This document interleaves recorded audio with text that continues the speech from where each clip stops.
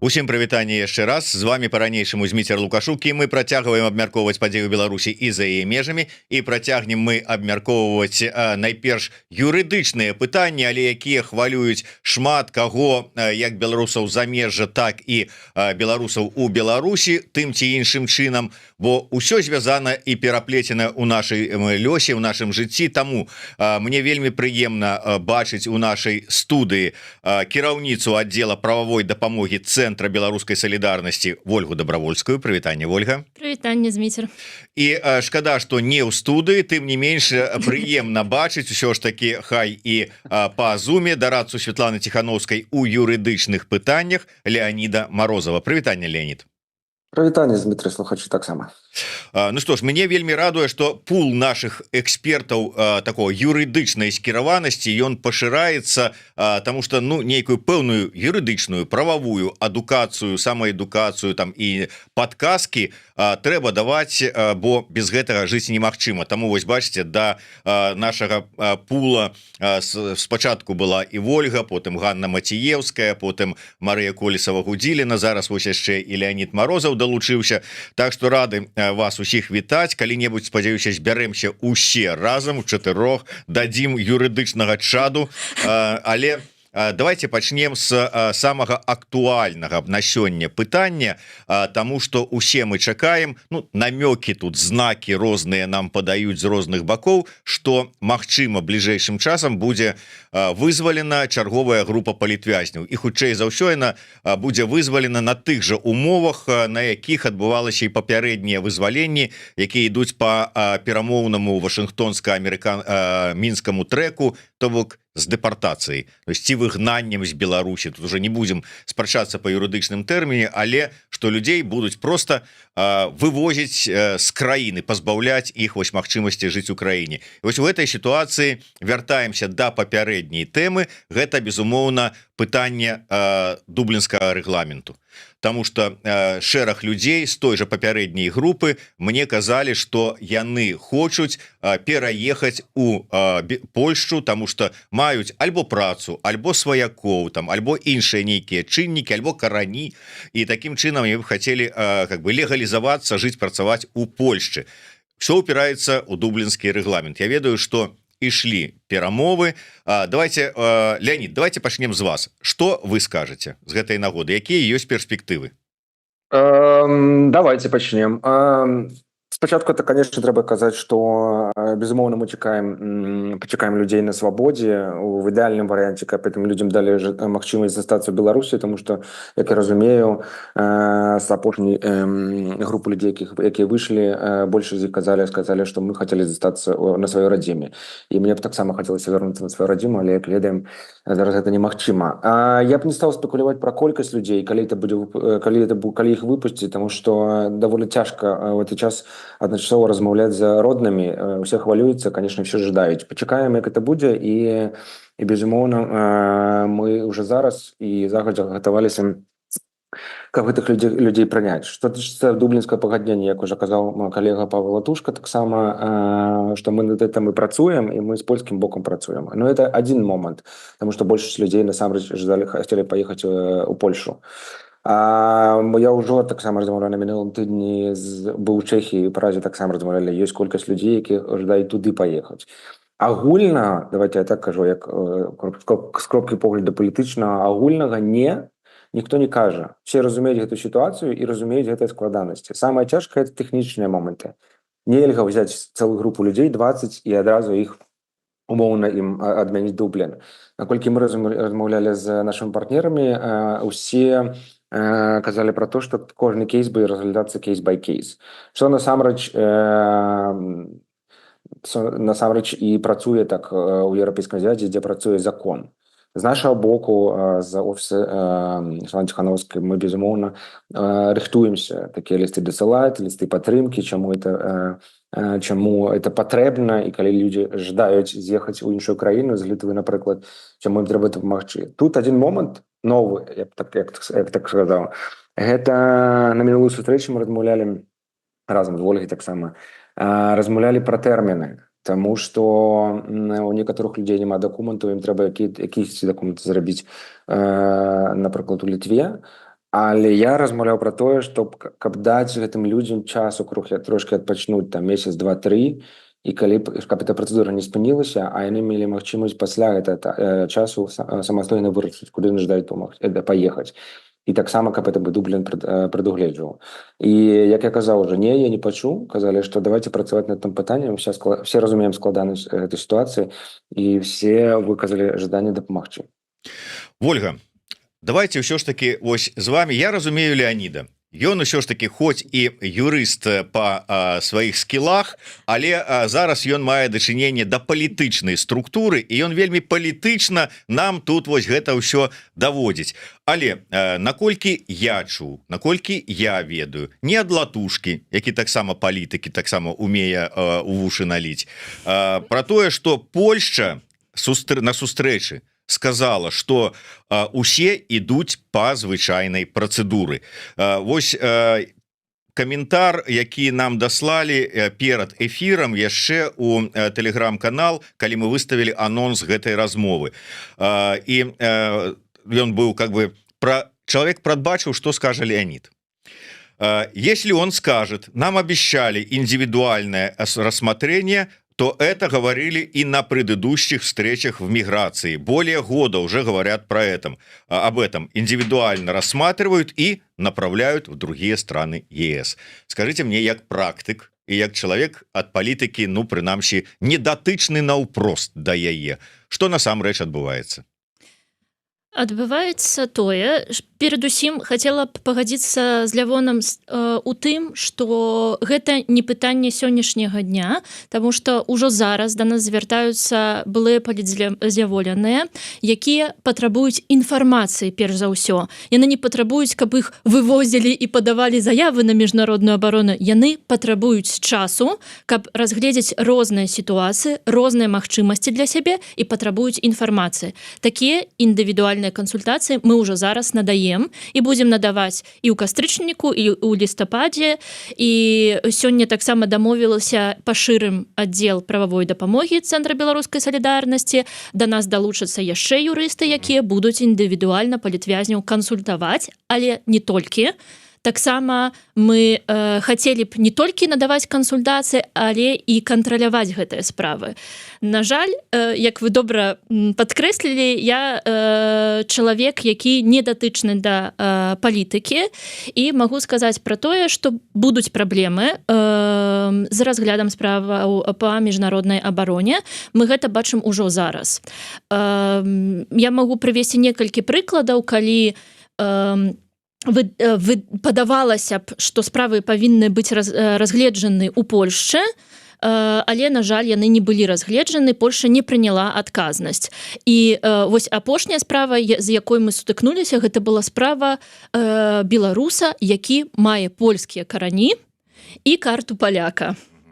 Вось зараз складаем абскарджанне рашэння. Дагэтуль была справа сям'і, якую хацелі раздзяліць, бо жонка мела карту паляка, легалізавалася на сталы побыт, муж падаў заяву пра міжнародную абарону. Мужа хацелі адправіць ва Угоршчыну, і добра, што нам удалося абскардзіць рашэнне ў другой інстанцыі, і сям'я застаецца ў Польшчы разам. То бок, гэта такія відавочныя справы, якія адбываюцца ў Польшчы, на якія мы стараемся рэагаваць. І я думаю, што таксама, калі мы кажам пра індывідуальны разгляд кожнай справы, нам трэба прадугледжваць пра тое, што кожны інспектар мае асабістае меркаванне, асабісты погляд на нейкую справу, і будзе вырашаць індывідуальна. То бок, нейкі інспектар скажа, што добра, карта паляка, гэта наш чалавек, давайце будзем у Польшчы разглядаць яго справу, а нейкі скажа, на жаль, не, вось там Угоршчына ці Літва будуць адказныя за разгляд справы. То бок, калі мы кажам пра тое, што справы будуць разглядацца індывідуальна, гэта напрост значыць, што адказнасць будзе па нашым баку, то бок нам трэба будзе зусілля прыкладаць, каб справу разгледзелі ў Польшчы. То бок, падрыхтаваць дакументы пра тое, што сказаў Лявон, што там офіс будзе дапамагаць і так далей, але справа ў тым, што гэта будзе вось індывідуальна да кожнага і могуць быць у кожнай справе могуць быць розныя рашэнні. То есть умоўна кажучы, вось гэты індывідуальны разгляд, які будзе вось зараз умоўна кажучы датычна тых людзей, якія там вось у папярэдняй ці ў новай групе могуць прыехаць, ён не будзе нічым не адрознівацца ад тых індывідуальных разглядаў, якія былі і раней. То есть то бок как бы усе гэтыя сустрэчы, усе гэтыя палітычныя рашэнні на тым высокім узроўні, яны мала ўплываюць на чыноўнікаў на месцы, ад якіх і залежыць разгляд. Так? Можна так сказаць, таму што, канешне ж, чым больш сустрэчаў, тым больш размоваў і тым больш разумення ў польскіх уладаў, што адбываецца ў Беларусі, якія ёсць патрэбы, якія мы маем праблемы. Таксама на сустрэчы я распавядала пра гэтыя кейсы і то бок яны ведаюць, што так адбываецца. Але пытанне ў тым, што мы сутыкаемся з такой праблемай, калі штосьці пойдзе не так, мы у кожнай справе павінны будзем рэагаваць. То бок трэба шукаць юрыста, які будзе абскарджваць рашэнне, які будзе складаць скаргу ў суд, мы будзем звяртацца ў офіс Святланы Ціханаўскай, каб яны на палітычным узроўні падымалі гэтае пытанне. То бок гэта ўсё ж такі вельмі шмат рэсурсаў з нашага боку, з боку дэмакратычных сілаў. Лявон, я вот бачу по ваших жестах, что вы хочаце нешта дадаць. Дарэчы, вот я неяк так прывыкшы, што ў мяне ў жыцці быў вельмі блізкі, ну ёсць блізкі сябр, Лявон гэта адзін, і я ледзь не назваў яго Лявон Артурович таксама. Ну, не Артурович, але Лявон может быть, так, конечно. Зміце, справа тым пра палітычныя моманты. Ну, давайте размаўляць шчыра. Мы калі размаўляем пра дублінскае пагадненне, калі мы марым беларусамі усімі, што мы зможам зрабіць так, што дублінскае пагадненне адмовіць, то такого не будзе. Яно працуюць на все краіны Еўразвяза, і так працуюць еўрапейскае права. Справа тым, што нам, напрыклад, офісу і маёй калежанкі Волі трэба з гэтым працаваць, з гэтымі момантамі, і, як мы казалі, індывідуальныя кейсы паказваць таксама польскім уладам і чыноўнікам, што вось тут справа нестандартная. Дублінскі рэгламент, ён не прадназначаны для палітычных такіх справ. Ён проста рэгулюе міграцыю, калі простымі словамі казаць. Але мы-то маем у Беларусі такія кейсы, такую сітуацыю, якая як быццам выключае яго сэнс, што ли. І мы кожны раз спрабуем патлумачыць польскім партнерам, што так не працуе, дапамажыце, казка, інакш. І калі мы сустракаемся з міністрам, это адзін момант, яны, конечно, разумеюць. Але другі момант, гэта чыноўнікі на месцах. Все ведаюць, мне падаецца, праблемы з дакументамі ва Вроцлаве ці ў Гданьскі. Мне падаецца, все, хто толькі можна, казаў і кажуць пра праблему, калі сканчваюцца старонкі ў пашпарце і не даюць в Польшчы travel-dog. І пра гэтыя моманты, вот на апошняй сустрэчы, напрыклад, пра travel-dog, мы распавядалі таксама. І калі мы сядзім з міністрам, і ён кажа, што ёсць такая праблема, я кажу, напрыклад, у мяне. Я 2 разы падаваў заяву сам, і мне 2 разы адмовілі, тому што у мяне старонак у пашпарце. І ён кажа, а я не ведаў пра такую праблему, разбярэмся. І гэта тэхнічны момант. Мы зачынім і зробім гэта. І пра правы кіроўцаў таксама размаўлялі. І пра тое, што трэба якісь даведкі з беларускіх амбасад аб несудзімасці іх таксама нельга нідзе трымаць. І пра Дублін, безумоўна, размаўлялі. І тут одна з наших задач якраз таки размаўляць з такімі ж органамі і ў Літве, і ў Польшы, і ў іншых краінах. Ну, з Чэхіяй мы размаўляем. Каб яны між сабой дамовіліся. Вось гэта справа. Можна сустракацца, безумоўна, некалькі разоў. Але штосьці рухаецца. І паглядзім, як гэта будзе далей працаваць. Вольга, ўсё ж такі, што вы параіце канкрэтна рабіць тым людзям, якія вось, да прыкладу, з мінулай групы вызваленых палітвязняў знаходзяцца ў Вільні і, ну, скажем, напрыклад, мой былы колішні даўнішні рэдактар, у якога я працаваў, з якім у нас добрыя адносіны, Александр Мацкевіч, які мае польскія пэўныя там сувязі і карані, і які хацеў бы сюды пераехаць у Польшчу, у Беласток канкрэтна. Вот он мне званіў і сказаў, я хочу пераехаць у Беласток. Што яму рабіць? Найперш хацела б дадаць да таго, што сказаў Лявон, бо рэгламент Дублін-3 за гэта сапраўды заканадаўства еўразвязу, але Польшча ад яго адступіла з 2020 па 2023 год і прыймала адказнасць за ўсіх беларусаў, якія падавалі заяўкі на міжнародную абарону. То бок гэта магчыма. І мы ўжо бачылі гэта на практыцы. Другая магчымасць гэта артыкул 17 гэтага ж рэгламенту, які кажа пра тое, што ў кожнай справе, якой Польша лічаць важна па гуманітарных абставінах, можа ўзяць адказнасць. То бок, калі мы складаем абскарджанні ці пішам скаргі ў суд, мы звяртаем увагу на тое, што Польша, напрыклад, магла гэта зрабіць, але не зрабіла. Вось. І пытанне ў тым, што гэта не такі вельмі структура гэтага дакументу дапушчае магчымасць узяць адказнасць. Вось у чым прычына. Так, галоўнае, што так, ёсць іерархія, што там, калі ёсць блізкія людзі, сваякі, сям'я, тады можна, Польша бярэ адказнасць, калі ёсць там від на жыхарства ці гэта краіна першага ўезду. Так, фактычна ёсць ужо гэтыя падставы да адказнасці, але таксама ёсць і артыкул 17, які кажа пра тое, што ў любым выпадку, калі Польша лічыць, што гэта важна, па гуманітарных абставінах яна такую справу на адказнасць бярэ. Таму я асабіста лічу, што вельмі мала палітычнай волі. Вось, хацелася б, каб было больш. Лявон, да вас, можа быць, пра палітычную волю, але вот у гэтым юрыдычным пытанні я бачыў навіну пра тое, што нават еўрапейскія палітыкі сказалі пра тое, ну, былі выказванні, не ўсе, канешне, но ад асобных пра тое, што дублінскае пагадненне, Дублін-3, ён не адпавядае сучасным патрабаванням, рэаліям, ён увогуле не сучасны і нешта трэба рабіць. Скажыце мне, як прадстаўнік офіса, ўсё ж такі, можна гэта вось на такім узроўні, гэта пытанне там неяк падняць на ўзроўні, ну, дзе там, Еўрапарламента, Еўракамісіі, там яшчэ якіх пэўных еўраструктур?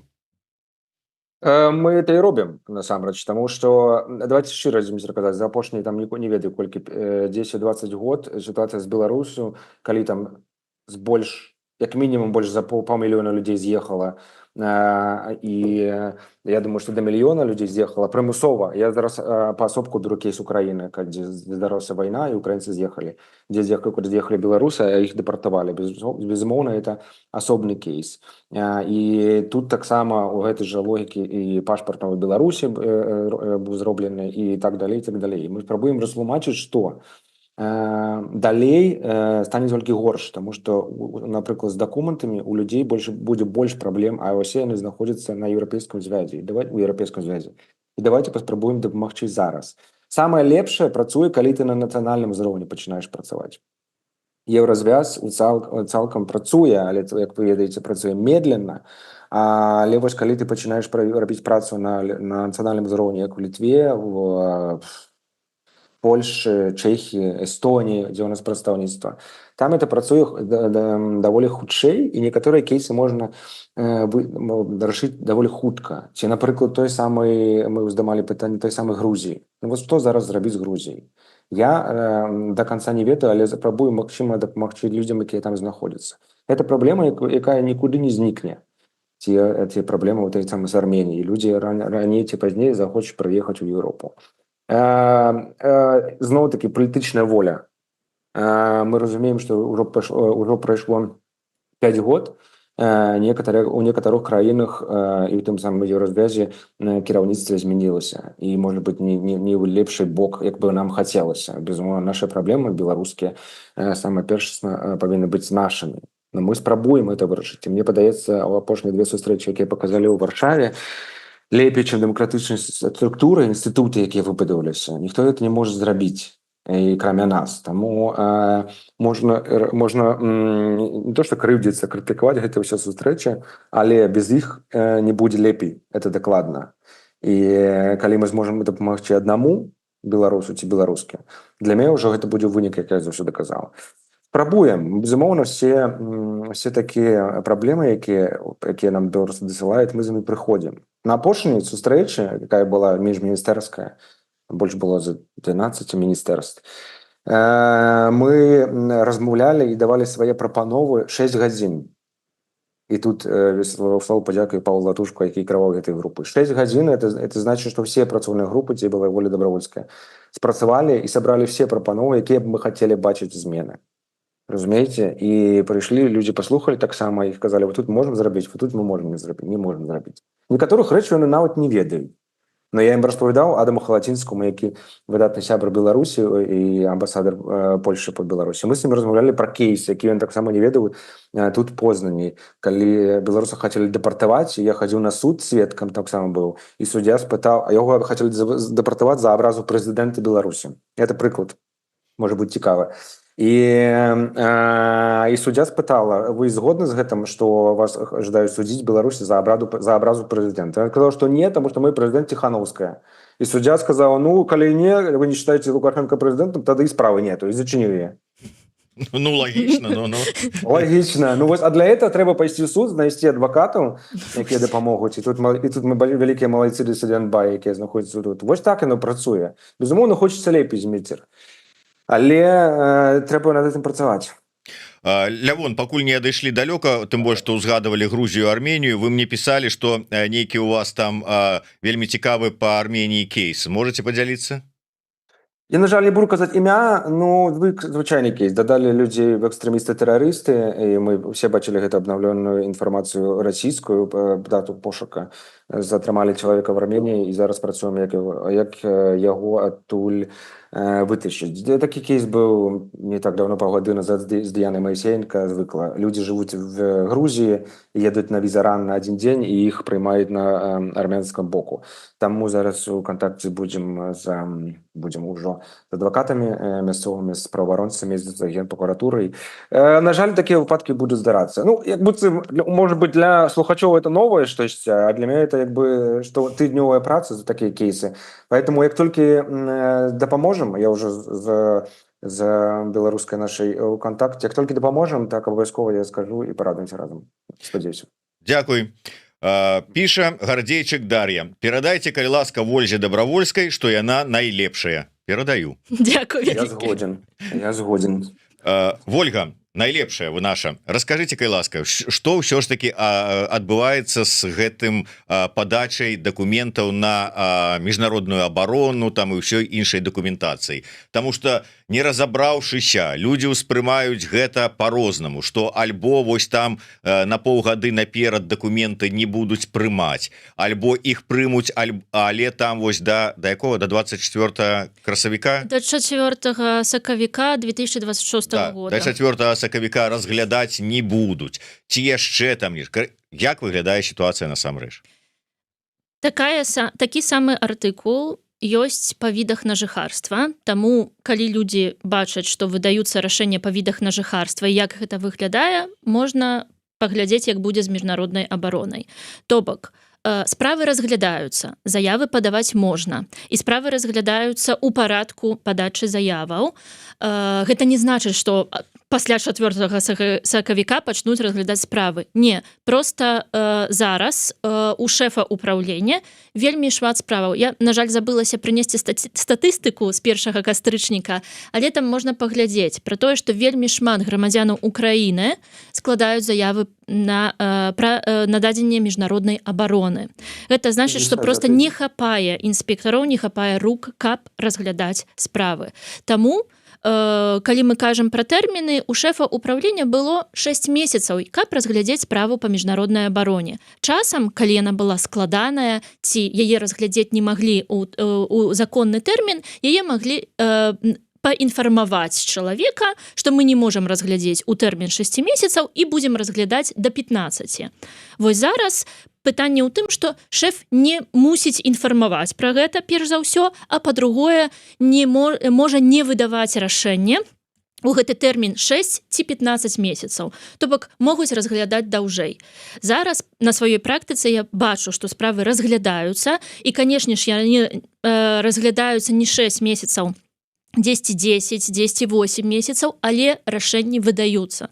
Таму, калі хтосьці думае, і зноўку з Міцером мы з вами пра гэта паговорым, і зноўку я скажу, што калі хтосьці думае падаваць заяву на міжнародную абарону, рабіце гэта ўжо зараз, не чакайце, бо мы як сказаў Лявон, прайшло 5 год і сёння я вельмі смяялася, калі у мяне ёсць кліент, які прызнаны тэрарыстам, экстрэмістам, і мне дасылае інспектор пытання: дык у чым прычына, якія рызыкі для яго вяртання ў Беларусь? І Ну подумаешь, ну тэрарыст, ну вярнуўся ў сваё тэрарыстычнае гнездоўе, ну і што тут такого? То бок, чым больш мы чакаем, чым больш праходзіць часу, тым менш ужо памятаюць інспектары, як змяняецца сітуацыя, бо, на жаль, ёсць такі аддзел, які збірае інфармацыю пра краіны паходжання і таксама пра Беларусь.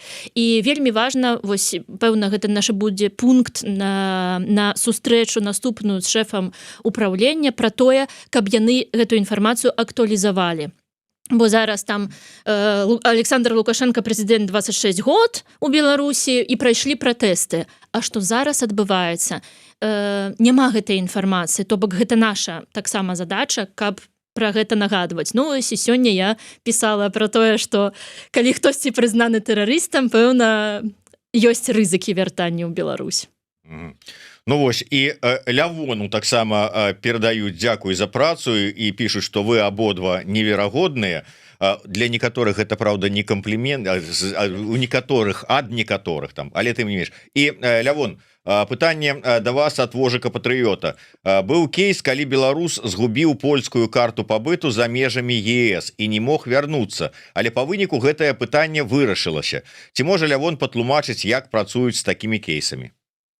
Мне вельмі цікава, па-першае, дзякуй за камплімент. Мне падаецца, скажуць у нашых каментарях, што это праплачана заўсёды, таму што я рэдка чую слово падзякі ў офісе за сваю працу, но это Бог з імі.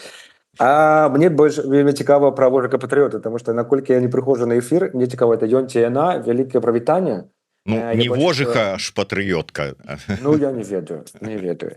Калі ён, то вялікае прывітанне і дзякуй за пытанне. Што тычыцца справы, калі страцілі карту ці штось іншае, это не адна. На жаль, некаторыя кейсы мы не публічым, таму што людзі кажуць, я не хочу пра это распавядаць. І мы таксама падымалі пытанне з гэтым, што можна з гэтым рабіць. Безумоўна, як мінімум трэба звяртацца ў офіс Ціхановскай, і мы паспрабуем это на палітычным узроўні зрабіць. Ёсць магчымасці розныя, у залежнасці ад кейса, у залежнасці ад краіны, як можна такім людзям дапамагчы. Адзін з апошніх кейсаў такі ж быў, дзе атрымалася дапамагчы чалавеку, ён страціў свае дакументы в Эфіопіі. І там, паверце, да беларускага пытання, да беларусаў не то, што не ставіліся, яны некаторыя не разумелі, дзе это знаходзіцца. Таму это даволі цяжка было распавесці, але атрымалася. Насамрэч, атрымалася, чалавек прыехаў назад у Польшу, і з гэтым працавалі. Звычайна мы выходзім на палітычны ўзровень і растлумачым гісторыю, што чалавеку трэба вярнуцца. І тут можа быць важная самая інфармацыя. Будзе таксама, мы размаўлялі з нашымі калегамі, з польскімі. Пра ўсе кейсы, дзе беларусы трапляюць нейкія сітуацыі у межах Еўропы і без, напрыклад, тыя самыя ордары на вышук, на Інтэрпол. Польскі бок нам і таксама казаў, што першае, што яны глядзяць, ці ёсць у гэтых людзей міжнародная абарона, ці ахова. Гэта першы паказчык. Таму яны разумеюць, праследуюць іх рэжым, ці хтосьці іншы, яны тады разумеюць, як сябе дзейнічаюць. І тут, безумоўна, мы падключаемся як офісам і кабінетам, і таксама праваабаронцам і дапамагаем. Так.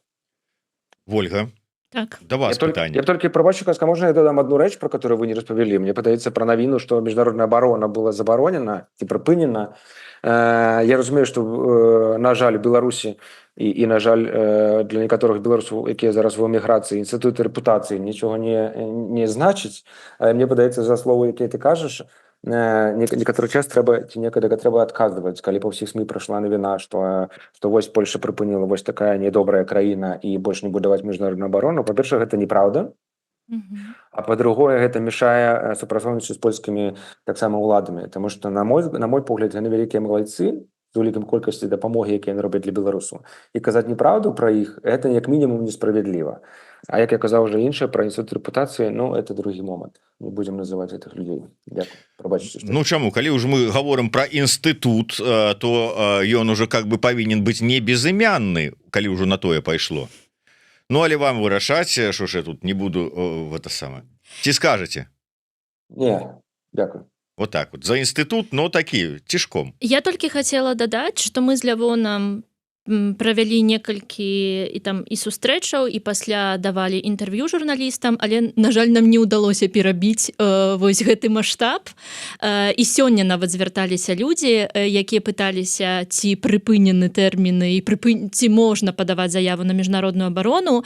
Я думаю, што чытайце ЦБС, чытайце на старонцы Лявона, ён таксама публікуе такую актуальную інфармацыю, чытайце інфармацыю на старонцы офісу Светланы Ціханаўскай. Мы заўсёды стараемся камунікаваць і даем правереную інфармацыю ўсё ж такі.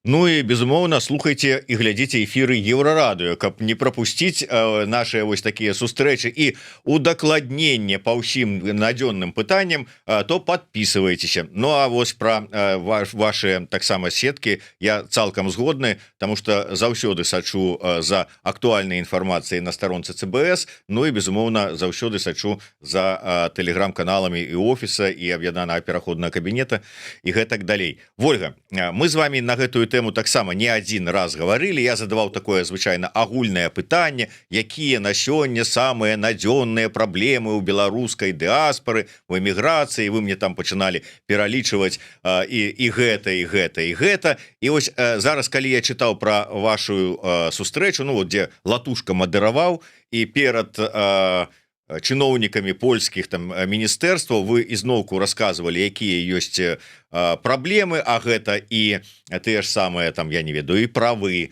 і пенсіі, і як дзяцей народжаных у эміграцыі зарэгістраваць і гэтак далей, і гэтак далей. То бок такое адчуванне, што вот колькі гадоў мы ўжо з вами тут сустракаемся, гаворым, столькі гэтыя пытанні не вырашаюцца.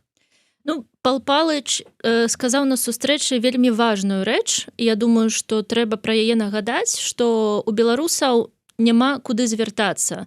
То бок радзіма і ўлады Беларусі адракліся ад сваіх грамадзян. Яны не выдаюць пашпарты.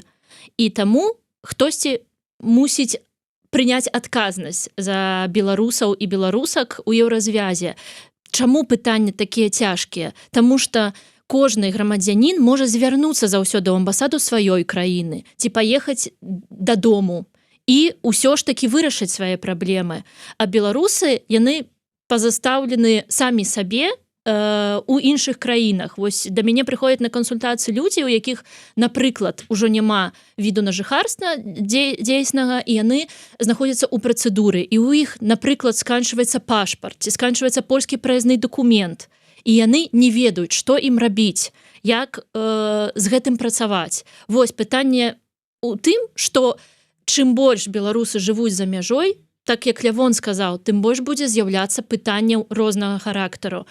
Нараджаюцца дзеці, трэба развесціся ці наадварот пабрацца, як гэта зрабіць, хто з гэтым дапаможа. І вось пытанняў іх усё больш і больш. І таму я думаю, што яшчэ раз парэкамендую, што калі хтосьці разглядае для сябе магчымасць атрымліваць міжнародную абарону, гэта варта рабіць. Таксама тое, пра што казаў Лявон, мы абмяркоўвалі пытанне, што рабіць беларусам, якія маюць, напрыклад, міжнародную абарону за мяжой Польшчы, ці будзе ім дапамагаць. Ну вось шэф управлення адкрыта сказаў, што калі ёсць статус уцікача, то ёсць і консульская апека, і таксама адразу магчымасць Польша будзе рэагаваць на такія сітуацыі, калі штосьці здарылася з чалавекам, які мае статус уцікача.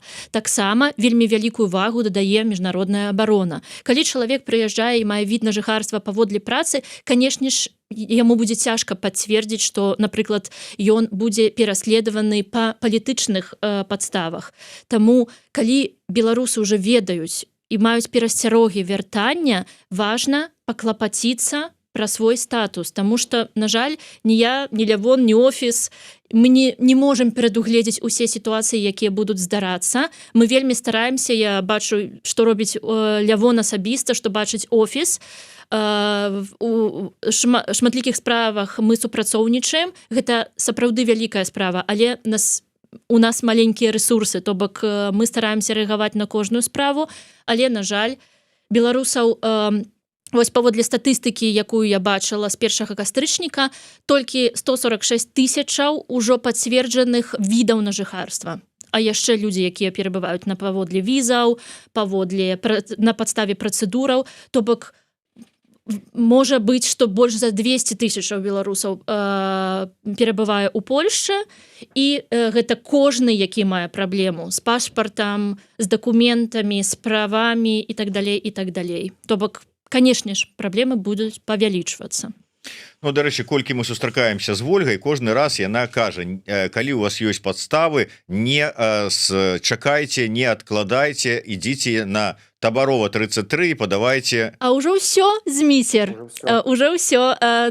Вакенца 5, памежная служба, яна пераязджае на выналазак 4. Я напісала ў сябе ў соцсетках на Фейсбуку, але таксама мы дамо гэтую інфармацыю на ЦБС, то бок не толькі на Табаровай, можна звяртацца ў кожную пляцоўку памежнай службы. Калі вы там жывіце ва Вроцлаве ці ў Познані, не трэба ехаць на Табарову, звяртайцеся па месцы жыхарства.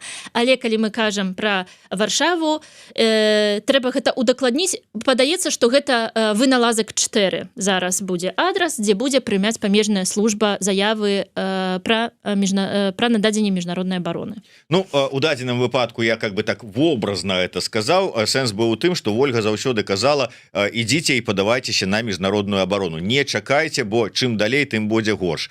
І я ведаю некалькі, як мінімум, сваіх сяброў, калег, якім я гэтыя словы перадаваў Вольгі, пераконваў іх, яны ўсё адно чакалі да апошняга, і вось на дадзены момант сутыкнуліся з пэўнымі праблемамі, і адзін пабег па указаным адрасе, другі ўсё адно пачынае нешта выкручваць, вывіліваць, а можа я так, а можа я гэтак. Вот я разумею беларусаў, бо мы хочам усе вярнуцца. Ну, прынамсі, вот не тыя, хто адразу пайшоў на афармляцца, а вот все сядзім па-ранейшаму на чемоданах, хоць і 5 гадоў прайшло, але, відаць, ўсё ж такі час падыходзіць зрабіць канкрэтны выбар.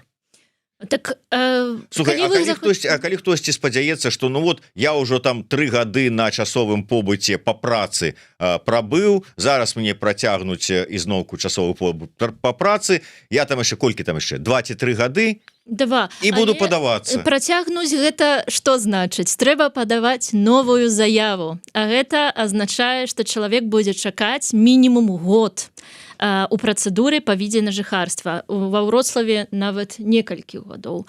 Таму і часам яшчэ ў чалавека сканчваецца пашпарт у гэты момант і пачынаюцца праблемы. То бок, канешне, можна ісці шляхам эканамічнага мігранта, але, на жаль, вось гэта пытанне заўсёды, якое мы абмяркоўвалі вот ужо там з 2022 года, тое, што мы абмяркоўваем з міністэрствам, якое не разумее. Калі хтосьці пераехаў таму, што ёсць палітычныя прычыны, то трэба легалізавацца паводле міжнароднай абароны. Але пазней людзі легалізуюцца паводле працы, у іх здараецца нейкая сітуацыя, і вельмі цяжка пазней працаваць такой сітуацыяй. Напрыклад, ці Лявон працуе, 10 чалавек выехаў, яго затрымалі, ці бывае такая сітуацыя, калі чалавек пашпарт згубіў, і пачынаюцца пытанні, якія ўжо цяжка будзе, якімі цяжка будзе дапамагчы. Таму міжнародная абарона – гэта бестэрміновае перабыванне, але таксама магчымасць атрымліваць дакументы. Вось што важна. Канешне ж, гэта не беларускі пашпарт, любы нашаму сэрцу, але гэта дакументы дзейсныя, дзяржаўныя, якімі можна карыстацца, з якімі можна падарожнічаць, перасякаць межы. Ну, а каб дакументальную там нейкую такую сувязь с беларушчынай не страціць, можна атрымаць пашпарт Новай Беларусі, да прыкладу. Хай гэта як і сувенір, але прынамсі вот можна казаць, вот у мяне ўсё ж таки ёсць нейкая сувязь. На жаль, нам трэба завяршаць, таму я коротка 2 пытанні, адно Лявону, адно Вользе. Лявон, адмыслова для вас, таксама да пачатку яшчэ праграмы прыйшло пытанне з просьбай, юрыдычнае пытанне, але з палітычным таким, как это слово такое сказаць, каб не ругацца ў маці, ну таким контекст, подтекстом, скажем так. Просяць, каб вы далі юрыдычную ацэнку патэнцыйнага пераезду і рызык з сённяшнім статусам офіса Святланы Ціхановскай у Літвы. Як бачыць сітуацыю менавіта з юрыдычнага пункту гледжання, Лявон? Цікаў вельмі. Я вам адкажу на это пытанне з юрыдычнага кроку погляда, што як там казаў Арестович, это не мой департамент, не? Як ён казаў інтэрв'ю. Собчак. У меня есть выдатны калега, Денис Кучинский, дыпламатычны дарадца, ён адказвае якраз таки на ўсе гэтыя пытанні, і мне падаецца, яго лепей завітаць на... Ну, чакайце, у вас просили даць менавіта юрыдычную ацэнку, а не вот, понимаете, вот до Кучинскага тут... Дарэчы, Кучинский абяцаў прыйсці на эфир и соскочил. Вот и вер после этого. Ну, я ему передам, скажу, что вы не задоволены. Да. Мне падаецца, самое важное, давайте в этом контексте сказать про белорусов. Для большасці белорусов самое важное, это где ці можа офіс дапамагаць. І то, что мы робім і зараз застаемся рабіць, нават у такім становішчы невызначаным, показывае на то, что где б офіс не быў, ён будзе працаваць, як і працуе. Поэтому не хвалюйтесь, все будет добра. Жыве Беларусь. Дякую. Набраўся палітыка. Вот был бы нормальным юрыстам. Вот що прасказала, так? Вольга, а я хочу звярнуцца до Центра беларускай солідарнасці. Вы на пачатку самай размовы нашай сказалі, што у звязку з тымі магчымымі нагрузкамі, якія могуць быць з прычыны вызвалення чарговых і дэпартацыі чарговых палітвязняў, пашыраеце штат.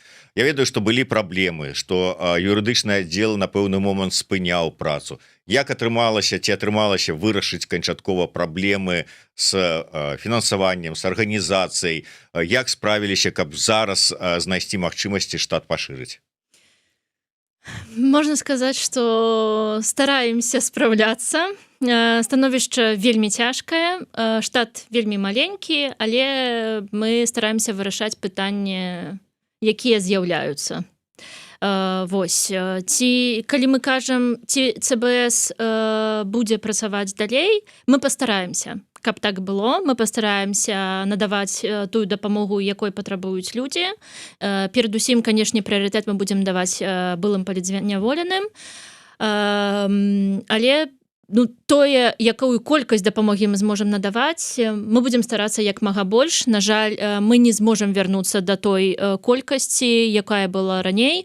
Прыгадаю, што мы кожны дзень мы прымалі 50 заявак да ЦБС. Зараз, канешне, гэта меншая колькасць, і вельмі шмат мы мусім адмаўляць у дапамозе, то бок людзі звяртаюцца з рознымі пытаннямі, там, ці доўга разглядаюць справу, ці не ведаю, там штосьці згубіліся дакументы. Мы стараемся дапамагаць тым людзям, якія з'яўляюцца палітычнымі актывістамі ці былым зняволеным. Іншым раім звяртацца ў арганізацыі, якіх больш за 15 у Польшчы, якія бясплатна таксама дапамагаюць мігрантам незалежна ад краіны паходжання. Ну і такой, можа быць, анонсік каротенькі. Здаецца, Павел Латушка сказаў, вот калі быў у нас зараз на эфіры, што вось гэтыя сустрэчы з прадстаўнікамі польскіх міністэрстваў і інстытуцый іншых будуць працягвацца. Вот это, вогуле, камісія пры МУС Польшчы працуе, не працуе. Чаго чакаць? Ці ёсць ўсё ж такі кантакт і паразуменне з чыноўнікамі польскімі? Кантакт ёсць, і я, можа, выкажу яшчэ словы падзякі калегі Лявону і калегам Знау і Пал Палычу, таму што мне падаецца, што апошняя сустрэча з польскімі ўладамі была такая вельмі рытарычная па сутнасці. Мы размаўлялі вельмі доўга, задавалі пытанні, то бок кантакт ёсць, і спадзяюся, што будзе яшчэ больш гэтага кантакту, і мы зможам ўсё ж такі нейкім чынам палепшыць сітуацыю беларусаў. Прынамсі, мы будзем намагацца гэта зрабіць. Я тут, Лявон, яшчэ не страціў веру ў сістэму, і дзякую яму за гэта, бо я трошкі больш песімістычна стаўлюся, але ж усё-такі мне вельмі падабаецца, што мы можам супрацоўнічаць, і вось нашы дэмакратычныя сілы Беларусі. Так удалося нам у апошнім часам паяднацца. І мне вось гэта вельмі падабаецца. Я думаю, што вось у еднасці гэтай будзе больш супрацы і больш результату. Ну, я расскажу про это Ковалевскому, что, оказывается, там атрымалася паяднацца і ўсім астатнім, но тым не менш. ад Мы вожыка зараз кажам пра патрыёта, дэмакратычны. які піша, не раскрываючы ўсё ж таки сваёй гендернай прыналежнасці, дзякуй за працу на карысць Беларусі. Вольга Лявон, залучаюся. Дякую. Дзякуй. Вялікі. Ну і я нагадаю, што з намі в эфіры былі у студыі кіраўніца аддзела па прававой дапамогі Цэнтра беларускай салідарнасці Вольга Дабравольская і па зуме дарадца Святланы Ціхановскай у юрыдычных пытаннях Леонід Марозаў. Дзякуй вялікі, шаноўныя, да сустрэчы, жыве Беларусь. Дякую, до Жыве сустрэчы. вечна. Жыве Беларусь.